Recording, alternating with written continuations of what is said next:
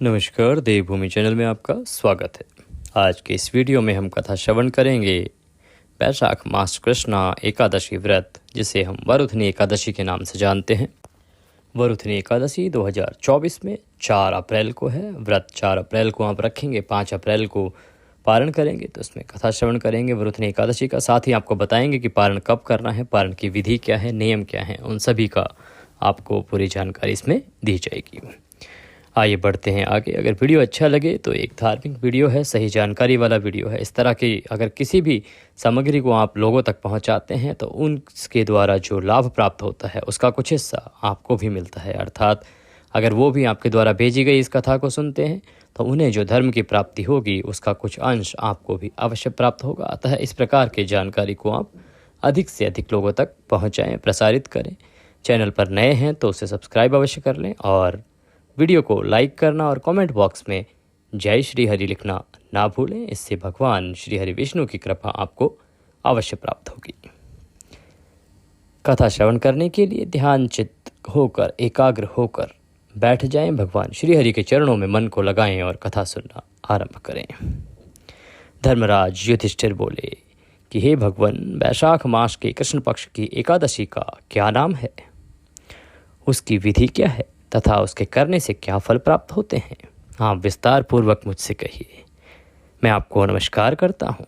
श्री कृष्ण कहने लगे कि हे राजेश्वर, इस एकादशी का नाम वरुथनी एकादशी है।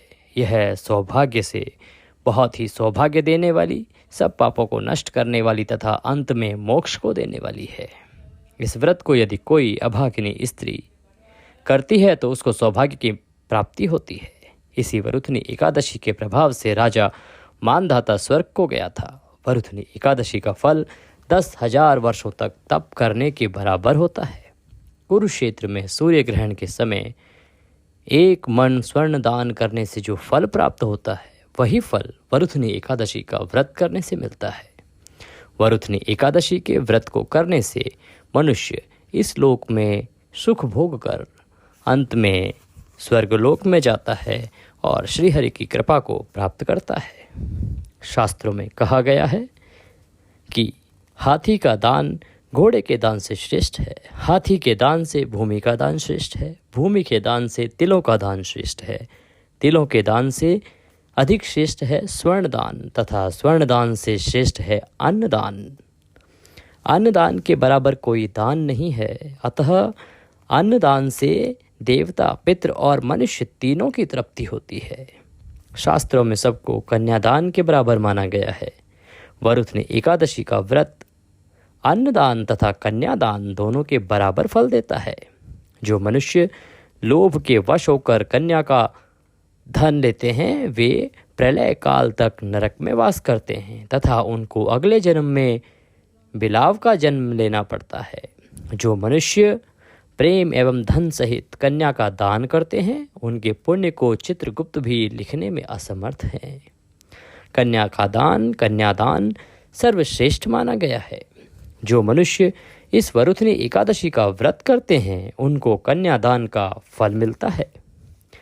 वरुथनी एकादशी का व्रत करने वालों को दशमी के दिन निम्नलिखित वस्तुओं को त्याग देना चाहिए। कांसे के बर्तन में भोजन नहीं करना चाहिए। मांस, मसूर की दाल, चने का शाक, कोदों का शाक, मधु अर्थात शहद, दूसरे का अन्न, दूसरी बार भोजन करना एवं स्त्री प्रसंग। व्रत वाले दिन जुआ नहीं खेलना चाहिए तथा शयन भी नहीं करना चाहिए। उस दिन पान खाना, दातुन करना, दूसरे की निंदा करना तथा चुगली करना एवं पापी मनुष्यों के साथ बातचीत सब त्याग देना चाहिए। उस दिन क्रोध, मिथ्या भाषण का त्याग करना चाहिए।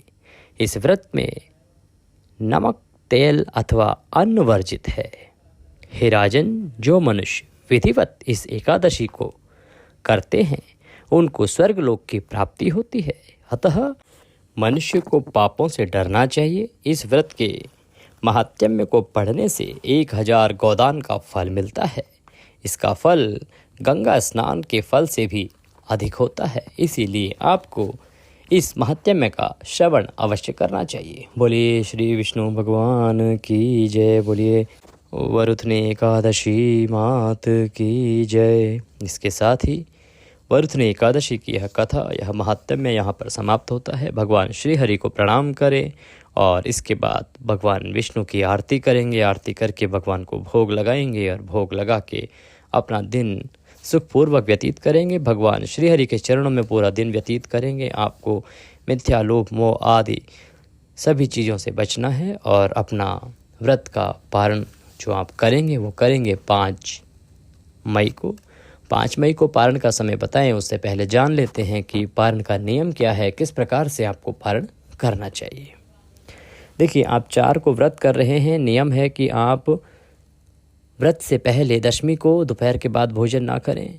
अगर करते भी हैं तो आपको मांस, मदिरा आदि सभी चीज़ों का त्याग कर देना चाहिए। आप एकादशी के दिन ब्रह्म मुहूर्त में उठें और भगवान श्री हरि का पूजन करें।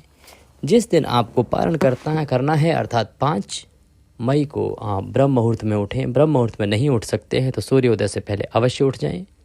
स्नान आदि करने के बाद सूर्य को जल दें और जिस स्थान पर आपने एकादशी की पूजा की है वहाँ पर बैठ जाएं। भगवान श्री हरि का अभिषेक कराएं। अगर प्रतिमा है तो पंचामृत बनाएं, दूध, दही, घी, शहद आदि से पंचामृत बना के भगवान का अभिषेक कराएं। फिर शुद्ध जल से अभिषेक कराएं। अगर आपके पास कोई प्रतिमा नहीं है, कोई तस्वीर है, तो एक ग्लास या लोटे में जल लें, उसमें थोड़ा गंगा जल मिला लें और उससे सांकेतिक अर्थात छींटे दे के भगवान को स्नान कराएं। फिर उनको साफ वस्त्र से पोंछ के रौली, कुमकुम आदि का तिलक लगाएं, पुष्पों की माला पहनाएं, पुष्प अर्पित करें, घी का दिया जलाएं, भगवान को वस्त्र के रूप में मौली तोड़कर अर्पित करें, भगवान को नमस्कार करें और अपने हाथों में पुष्प लें और भगवान से निवेदन करें कि हे प्रभु, हमने आपका ये वरुथनी एकादशी का व्रत किया है, इसमें कोई गलती, कोई त्रुटि, कोई भूल हमसे हुई हो तो उसे क्षमा करें। आप तो दया सिंधु हैं और हम आपके दर के भिखारी हैं। प्रभु, इसके निमित्त हमारे पास आपको देने के लिए कुछ नहीं है, क्योंकि तन, मन, धन सब कुछ आपका ही है।